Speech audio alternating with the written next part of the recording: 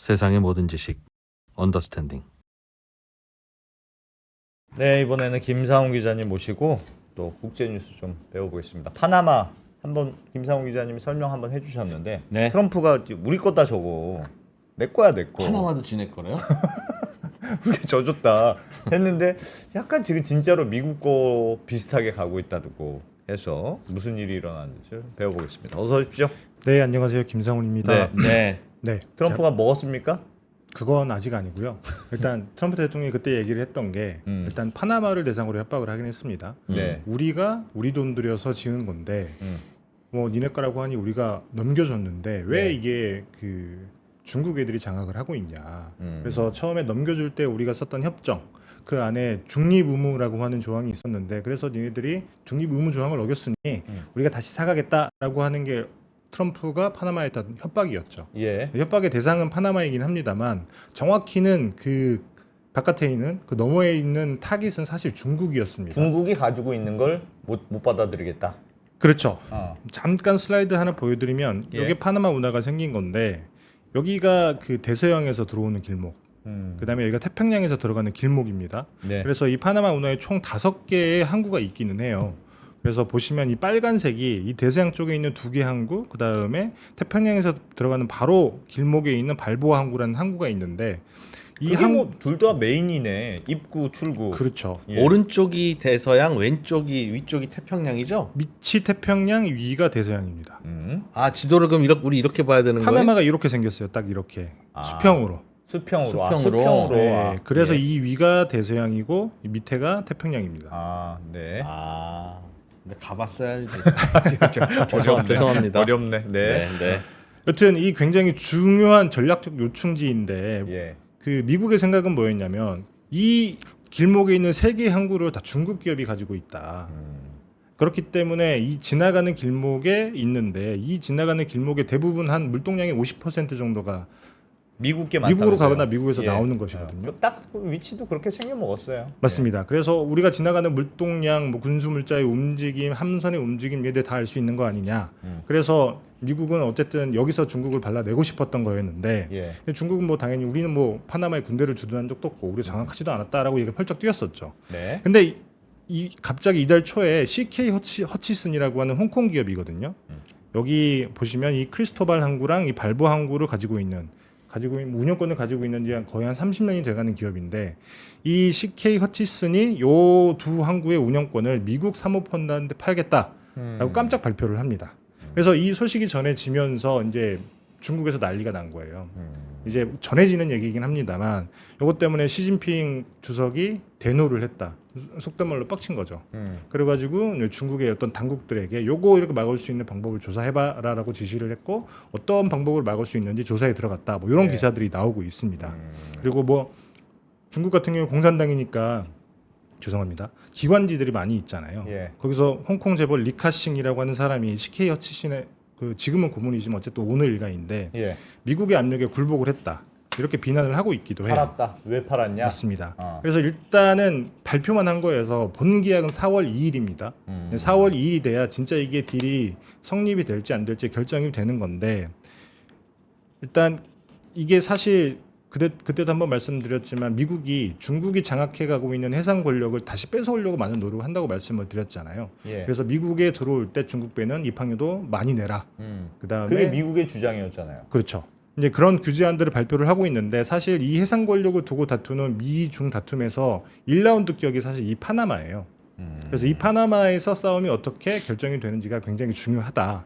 그 얘기는 오늘 드릴 근데 겁니다. 예를 들면 그러니까 지금 저 항구를 갖고 있던 회사가 네. 미국에 팔았다. 네, 그런데 그걸 가지고 중국이 막 화내고 있다. 맞습니다. 그 말은 미국 얘기가 맞다는 얘기를 반증하는 거 아니에요? 그렇죠. 틀린 그래야 얘기가 아니죠. 그러니까 화를 내죠. 아니 뭐 팔거나 말거나 우리는 원래 신경 안 썼어. 라면 화낼 일이 없지 않습니까? 맞습니다. 근데 왜 네가 왜 이놈들 마음대로 미국에 팔아 그리고 중국 정부 화냈다는 건 네. 이거 내가 마음대로 좀 하려고 했는데 그래, 중국이 화낼 일이 아니지. 어. 팔든 말든.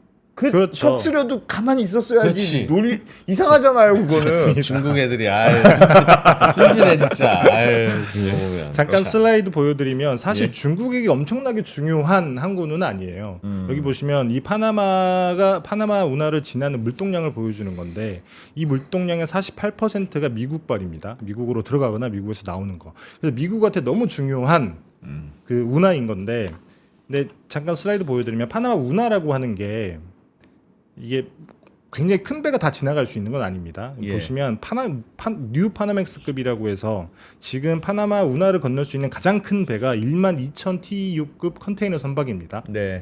근데 이게 뭐 보통 그 해운사의 주력 함대가 1만 TEU급이니까 그런 것들이 건널 수 있기는 한데 최근에 뭐랄까 이 컨테이너선 같은 경우에도 대형화가 계속 진행이 되고 있잖아요. 그래서 예. 울트라 라지 컨테이너 베슬, 울트라 라지 컨테이너 쉽, 예. 이게 초대형 컨테이너 선박이라고 하는 건데 이런 것들은 보시면 18,000 TEU가 넘어가고 큰 거는 25,000 TEU까지도 가요. 이런 배들은 많이 싣고 가는데 그 파나마 운하를 건널 수가 없습니다.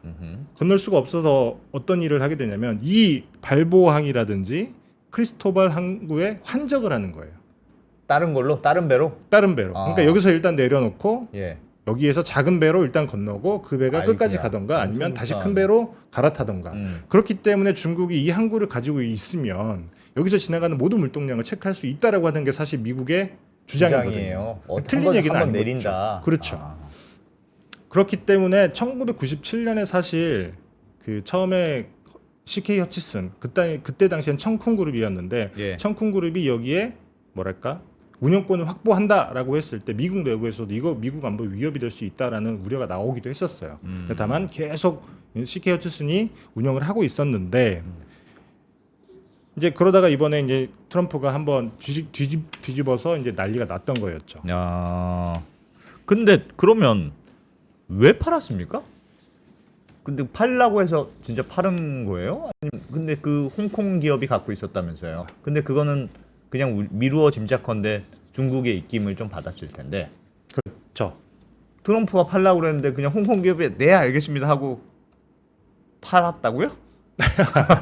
진짜 말 잘 일단은 듣네. 요거는 허치슨이라고 하는 회사랑 중국의 관계를 조금 알아야 되고 어. 정말 중요한 인물은 리카싱이라고 하는 그 오너거든요. 지금은 예. 고문이고 아들한테 물려주긴 했지만 이게 CK 그러니까 리카싱이라고 하는 인물은 1928년에 태어났어요. 네. 지금 96살입니다. 아직도 1919년에 물러서고 2019년에 물러서고 아직까지도 고문을 하고 있는데 이 양반이 사실 그 중국에서 일본이 쳐들어왔을 때 1940년에 홍콩으로 넘어가서 거기에서 거의 자주성가한 인물이긴 해요. 예. 그래서 홍콩에서 돈을 많이 벌기는 했는데 이 청쿤 그룹이라고 하는 게 굉장히 커진 이유는 사실 중국 때문이거든요. 이 리카싱이라고 하는 인물이 홍콩에서 돈을 많이 벌기는 했지만 예. 덩샤오핑이 중국의 개혁 개방을 할 때 그때 중국에 가장 먼저 투자를 한 외국 기업이 청쿤 그룹이었어요. 리카싱이라고 하는 인물이 제일 먼저 투자를 한 거죠. 예. 그래서 그때 당시부터 굉장히 사실 어떻게 보면 중국 정부랑 굉장히 돈독한 관계를 유지를 아하. 해왔었습니다. 예. 그래서 굉장히 재밌는 사례가 뭐가 있냐면 1996년에 이 리카싱의 아들이 부자니까 납치를 당했었어요. 어디 아 그냥 그렇죠. 괴한에 맞습니다. 예. 납치를 당했는데 홍콩 사람이잖아요. 홍콩에 살고 있기도 하고. 예. 근데 홍콩 경찰이 이 납치범을 잡은 게 아니라 어. 중국 경찰이 이 납치범을 잡습니다. 어. 그래서 그 당시에 뭐 전해지는 말로는 리카싱이 중국에 있는 정부를 움직여서 결국에는 납치범을 잡았다. 아. 이런 얘기도 하고 있고 그리고 이 중국에서 개혁 개방 위해 굉장히 개발 사업을 많이 해서 떼돈을 벌어요. 예. 그래서 한창 잘 나갈 때는 중국 도시에서 지어지는 집 7채 중에 한 채가 청쿤 그룹이 짓는 집이었다라는 얘기가 있을 정도로 중국에서 굉장히 돈을 많이 벌었고 그래서 중국 내부에 대해서도 굉장히 기부도 많이 했습니다. 예. 2015년까지라서 지금은 뭐 업데이트가 되는지 모르겠습니다만 중국의 기부를 가장 많이 한 사람 외국인 1호가 와. 이 리카싱이라고 하는 인물이에요. 중국이랑 엄청 끈끈한 인물이네요. 그렇죠. 그러니까 만약에 지금까지 이렇게 끈끈했다라고 하면 사실 이런 선택을 할 리가 없는데 예. 사이가 틀어진 거는 2013년 무렵부터라고 추정이 돼요. 틀어졌어요? 2013년이 생각해보면 시진핑이 이제 집권을 시작한 시기잖아요. 예. 그때부터 중국에 있는 자산들 하나씩 팔기 시작해서 2015년에 그 그룹의 아예 그 뭐랄까요 본적을 바꿔버립니다. 어디로? 잠깐 슬라이드 보여드리면 원래는 그룹 구조가 이렇게 생겼었어요. 청쿵 그룹이 있고 이게 홍콩에 있었습니다. 본사가. 그리고 막 여러 어떤 뭐 사업들은 갈래 쳐서 재벌처럼 운영을 하고 있었는데 2013년 기준으로. 근데 이게 2015년에 바뀝니다. 그래서 그룹 구조 개편은 CK 허치슨 홀딩스라고 하는 그룹과 그다음에 본인들 K만제도 에셋. 있어요? 저거는? 이게 다 K만 제도로 바꿔버려요. 그러니까 본사 자체를 옮겨버린 거죠. 예. 그렇다 보니까 그때부터 그때 당시에도 중국 내부에서 굉장히 그 논란이 많았어요. 기분 안 좋았겠네. 중국 내부에서 아니 제가 중국에 와서 돈을 많이 벌었는데 그때 당시에 중국 경기가 별로 안 좋을 때였거든요. 근데 얘가 나가면서 중국 자산을 팔고 나가니까 굉장히 비관적인 전망을 부추기기도 한다. 예. 그래서 중국 내부에서 굉장히 손가락질을 많이 받았지만 어쨌든 그때 당시에 이 리카싱이라고 하는 인물은 중국에서 어느 정도 탈출을 하게 된 거죠. 예. 그래서 보시면 요거는 공식 자료는 아니고 어딘가에서 인용을 했던 자료라서 제가 가져온 거긴 한데 예. 보시면 2013년 기준일 거예요. 이게 2013년 기준으로 봤을 때 전체 그 청쿵 그룹 매출의 51%가 중국 본토에서 나왔습니다. 나머지 46%가 홍콩이었고요. 예. 근데 보시면 요게 2015년 기준입니다. 홍콩이랑 중국 본토 기준은 전체 매출에서 차지하는 비중이 26%로 줄어들었고 유럽이 46%로 늘어나요. 그러니까 그 말인 즉슨 중국에 있는 자산을 대부분 많이 팔고 해외 비중을 그 돈을 가지고 뜻이네요. 유럽으로 넘어가서 인프라라든지 어떤 통신회라든지 이런 것들 다 샀다는 거죠. 예. 그래서 포트폴리오 자체를 아예 바꿔버립니다. 그리고 2024년 기준으로 보게 되면 중국 본토랑 홍콩 매출 비중은 12%밖에 안 됩니다. 완전 글로벌 기업이 돼버렸네요. 그렇죠. 그래서 사실 그때 당시에 나오면서 그룹의 어떤 포트폴리오를 바꾸고 결정적으로는 2019년에 리카싱이라고 하는 인물이 사실 대놓고 싸운 건 아니었지만 2019년에 홍콩이 중국이랑 조금 많이 싸웠잖아요. 중국이 홍콩의 통제력을 강화하려고 했더니 홍콩에서 그 폭력 시위라고 하죠. 시위 사태가 일어났을 때였는데 그때 당시에 리카싱이 어떤 일을 했냐면 예. 나 이거 어디선가 본 것 같아. 그때 좀 그 당시에 좀 유명했더라고요. 예. 그때 당시에 리카싱이 뭐 부자니까 예. 그 경제지에 그 전면 광고를 하나 냅니다. 홍콩 시위 때 맞습니다. 예. 그때 당시에는 폭력 금지예요. 폭력은 안 돼. 표면은 노. 폭력 금지 맞습니다. 예. 뭐 사랑 어쩌고 저쩌고 하면서 폭력은 안 된다 이런 얘기였는데 예. 그때 당시 홍콩 시민 그 학자 중에 한 명이 이걸 따본 거예요. 끝자리만 따서 봤더니 그 글자가 인과 유국 용항치기라고 하는 건데 이게 무슨 네. 뜻이냐면 홍콩 사태 원인과 결과는 중국에 있으니 홍콩의 자치를 용인하라. 야. 뭐 이런 속뜻이 있었다라고 해서 그때 살짝 논란이 있었고 예. 그 이게 첫 번째 광고고 두 번째 광고도 똑같습니다. 황태지가 하감제적이라고 이 그 어떤 한시에서 나온 표현을 빌어온 건데 속뜻은 이런 거예요. 예. 과거에 그 측천무 당시에 측천무가 황태후였는데 예. 아들들을 다 폐위를 시켜서 결국에 본인이 황제가 된 인물이거든요. 그러니까 그 아들 중에 한 명이 형들이 자꾸 이렇게 폐위가 되는 걸 보니 나도 저 그 넝쿨에서 따지는 오이처럼 언젠가는 따지겠구나. 따서 죽겠구나. 버려지겠구나 이런 생각을 해서 그런 말들을 했던 한 시인 건데 본인들의 어떤 그 뭐랄까 야. 처지도 그때랑 비슷하다라고 하는 얘기를 굉장히 또 이간질 중국 내는 비판적으로 겁니다. 굉장히 중국 비판적이었던 거죠. 박혔다. 맞습니다.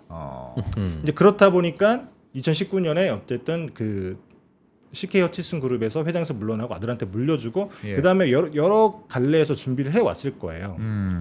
이제 그렇기 때문에 이번 어떻게 보면 그 이번에 판 항구가 예. 사실 거기만 있는 것도 아니에요.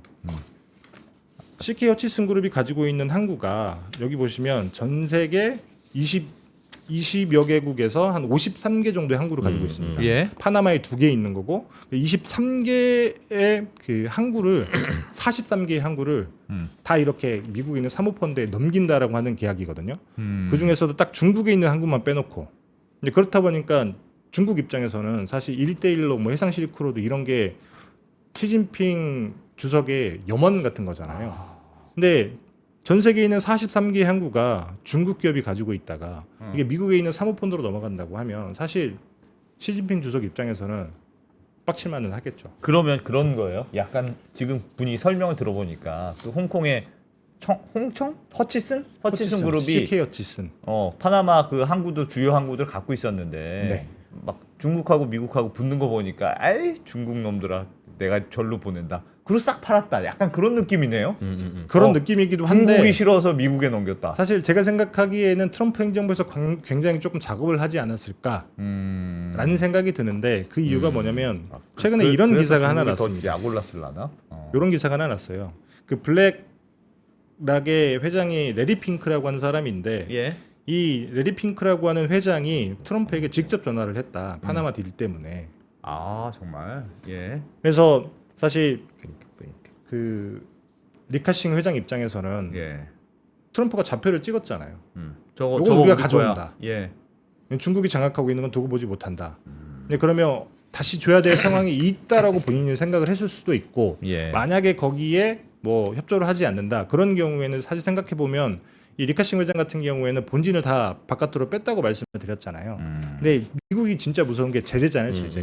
블랙리스트에 올리는 순간 본인의 자산들이 제재를 받을 수 있기 때문에 그럴 바에는 어차피 무역 전쟁이 벌어지게 되면 가격이 떨어질 텐데 지금 비싸게 주고 파는 게 낫지 않겠냐라고 해서 팔았을 텐데 대신에 이런 각오는 했겠죠. 당연히 중국 정부가 막을 텐데 뭐라고 할 텐데 그리고 아직도 12%라고 하는 중국 익스포저가 있는데 예. 둘 중에 경중을 따졌을 거 아니겠습니까? 예. 그 중에 하나 선택을 했다라고 볼 수 있는 거죠. 허치슨 그룹이. 그렇죠. 야, 어쨌든 그럼 트럼프의 그 약간 압박이 통했다고 볼 수도 있겠네요. 저는 뭐 통했다고 생각을 합니다. 그래서 일단은 중국 정부에서도 여러 가지 방법들을 생각해 보긴 할 거예요. 근데 예. 뭐 여러 방법이 있긴 하겠지만 가장 주요한 방법 중에 하나가 경쟁 당국에서 예를 들면 기업 결합 신고가 오게 되면 넌 안 우리는 안 돼. 된다. 그렇게 할 수 있는데 그래서 참 머리를 잘 썼다고 하는 게 예. 잠깐 슬라이드 다시 한번 보여드리면 43개 중에 또 중국에 있는 항구가 10개 정도가 있어요. 예. 요거는 싹 빼버립니다. 그건 무슨 말이에요? 그러면 중국에 사업이 없잖아요. 어. 그럼 중국 경쟁 당국에 기업 결합 신고를 할 이유가 없어지는 아, 거죠. 중국 비즈니스 하는 거는 그냥 말고 맞습니다. 중국 비즈니스 없는 것만 싹 판다. 그렇죠. 아. 그리고 그 이외에도 뭐 예를 들면 안보 문제, 국가의 안보를 침해할 수 있을 만한 딜이다라고도 할 수 있지만 또 중국의 항구가 빠졌기 때문에 또 그것도 애매해지는 거고. 그래서 사실 외신 같은 경우에는 뭐 뾰족한 수가 없을 거다 이렇게 얘기는 하고 있습니다만 그러면 뭐 여러 가지 방법을 동원할 수 있기는 하죠. 왜냐하면 중국 정부 입장, 시진핑 주석 입장에서도 사실 마인이 중국 정부를 굉장히 비판을 많이 하다가 결국에는 뺏겼잖아요. 예. 근데 그게 어떻게 보면 중국에도 재벌이 굉장히 많아졌으니까 홍보기 같은 거였는데 리카싱 회장이 홍콩 사람이라고는 하지만 어쨌든 홍콩도 중국 안에 들어왔기 때문에 리카싱 회장이 만약에 빠져나간다. 그러면 사실 시진핑 주석 입장에서는 다른 애들도 이런 방법을 쓰지 않을까라는 걱정을 할 수밖에 없기도 하고. 미국하고 중국이 싸우니까 중간에 기업들은 어디로 붙는 게 유리한지를 그냥 계속 고민하겠지. 보겠군요. 고민하겠지. 선택할 수밖에 없죠. 아, 여기로 이번에는 일로 붙어야 되겠다. 일로 붙어야 되겠다. 그래서 선택을 해야 되겠지. 외신에서 나오는 남아있는 마지막 한 가지 방법은 네. 그러면 파나마가 CK 허츠슨에게 줬던 파나마 운하 운영권을 다시 뺏어오는 건데 네. 그런 파나마 정부가 과연 그런 선택을 할 것인가? 그거 쉽지 않을 것 같은데요. 쉽지 않죠. 너무 막 반발 크던데요. 그때도 그 맞습니다. 얘기했더니. 그렇죠. 어쨌든 미국은 가깝고 중국은 멀잖아요. 그래서 미국이 뭐 중국이 해주던 거 우리가 다 해줄게 이렇게 하고 있는데 굳이 중국 편을 들어가면서까지 운영권을 다시 뺏을 것인가? 요거는 뭐 현실적이지 않은 것이기도 하고 그래서 결국에는 이 딜이 결정이 되면 4월 1일에 본계약을 체결을 하는데 이 딜이 되는 순간 사실 이 싸움은 끝나고 미국이 승리하고 중국은 패배하는 그런 그림으로 결론이 나는 거거든요. 야. 네, 그렇게 되면 이제 1차전인 건데 미국이랑 중국이 맞부딪힌 1차전인 건데 미국이 승리하는 그렇죠. 미국이 승리하는 그림으로 끝나지 않을까. 그래서 이게 굉장히 조금 상징적인 장면이 될 수 있다. 그렇겠다. 상징적이겠네. 트럼프는 별로 한 게 없는 것 같은데 금방 이긴 것 같은데 이거는 그냥 뭐 미국이 세니까요. 뭐 별로 그렇게 크게 얘기한 건 없는데 그냥 트위터로 얘기 한번 하고서 그냥 우리가 모르는 여러 가지 수단을 동원을 했겠죠. 뭐 그냥 미국이니까 할 수 있는 거기도 한데 사실은 그거 미국이 만든 거잖아요, 그죠? 그렇죠. 파나마 땅- 옛날에 미국이 만들었다면서. 파나마 땅 빌려서 미국이 만들었다가 네. 왜 줬냐? 잘 알아. 관리하고 있어라. 라고 줬다. 우리는 필요할 때만 쓰면 돼. 니네 나라 땅이니까 뭐 니네가 해라고 했다가 이제 그렇죠. 야, 하라고 했다고 네 마음대로 막 중국이랑 붙이고 진짜 눈치 없다 너. 그때는 다시 갖고 와. 미국이 진짜 분위기 좋았나 봐. 그냥 멀쩡히 자기들 만들었다가 그냥 파나마 정부에 줬다면서요. 그러니까 중국이 부상하지 않았으면 지금도 신경 안 쓰죠. 그 당시에는 미국이 원탑인 상황에서 줬던 거고. 사실 당시에는 파나마 운하를 건너가는 물동량이 그렇게 많을 때가 아니고 예. 그때 당시에 1980년대인가요? 그 카터 대통령 때가 그때 당시에는 사실 미국이 파나마 운하를 만들었던 거는 뭐 군함의 이동도 있겠지만 미국 서부에서 음. 동부 이 물동량 때문에 사실 파나마 운하를 만들려고 했던 거였는데 예. 근데 그때쯤 되게 되면 1980년대쯤 되게 되면 이 철도 때문에 이게 쉽게 갈 수 있는 상황이 만들어졌던 거예요. 아. 그리고 아시아는 아직 올라오지 않았었고. 그나마 굳이 파나마까지 안 가도 돼. 그쵸. 그냥 육지로 가면 돼. 그리고 파나마에 있는 어쨌든 내국인들이 예. 미국 군대가 주둔하고 있는데 자꾸 이렇게 마찰이 생기니까 그럴 바에는 그냥 줘버리자라고 쉽게 생각을 했던 거였는데 중국이 부상을 하고 그다음에 한국도 부상을 하고 인도도 부상을 하고 이 물동량이 굉장히 많아지니까 아 그때 우리가 잘못 생각했구나. 그리고 그 라고 저게 생각을 하게 되는 군사적으로 굉장히 미국한테 필요한 게 예. 미국은 해군이 LA 항에 정박하고 있어야 될까요? 뉴욕 항에 정박하고 있어야 될까요? 양쪽으로 나눠 있어야 된다고요. 네. 그래서 태평양함대 따르고 대서양함대 따르고 그렇죠. 그러다가 이제 대서양에서 무슨 일이 벌어지면 저쪽 가야 태평양함대가 가서 도와주러 가야 되는데 너무 멀어. 너무 뭐 어떻게 멀어. 돌아가? 밑에 남극 아르헨티나 남쪽으로 이렇게 돌아가야 되잖아요. 어차피 큰 함대는 돌아와야 됩니다. 큰 함대는 네. 그렇다. 다 넘어갈 수 있는 건 아니었어요. 넓혀야 돼 그래서 파나마. 알겠습니다. 어쩐지. 야, 그런 분위기다. 조금 미국한테 유리하게 근데 흘러가네요. 중국은 왜 거기 가서 자꾸 노크를 하고 있었던? 왜 필요해? 중국 같은 거기는? 경우에는 본인들의 필요도 있었겠지만 사실 패권 전쟁이라고 하는 게 나한테 필요한 것만 확보해서 이길 수 있는 게 아니잖아요. 그러니까 상대 괜히 찝적인 거다. 이게 목덜미를 물고 있어야 된다는 생각을 했겠죠. 괜히 신경 쓰이게. 그래서 1대1로 하면서 가장 먼저 찾아간 게 파나마이기도 했고. 그러니까 말 명분도 없고. 그 허지스는 잘 구슬렸어야지. 그렇게 급했으면. 근데 뭐 때리면 말 듣겠다라고 생각했을 수도 있는 거죠. 제가 봤을 때 분명히 중국 정부에서 짜증난다는 그 반응이 나왔던 건 뭔가 작업은 했어. 근데 허치슨이 말을 안 들은 거지. 뭐 말을 듣게도 했을 텐데 열심히 지켜주지 않았을까요, 미국이? 예를 들면 오보라고 나오긴 했지만 마윈도 잡혀갔다라는 네. 그 긴급 체포가 됐다는 기사가 나기도 했었잖아요. 그런 것처럼 잡혀갈 수 있겠다라는 어떻게 보면 불안감도 있었을 텐데 그런 것도 미국이 잘 막아주지 않았을까라는 게 뭐 제 개인적인 추정이긴 합니다. 알겠습니다. 예. 자, 파나마 이야기. 트럼프의 판정승으로 흘러가고 있다. 그런 얘기 배워봤네요. 김상우 기자님 잘 들었습니다. 고맙습니다. 네, 감사합니다.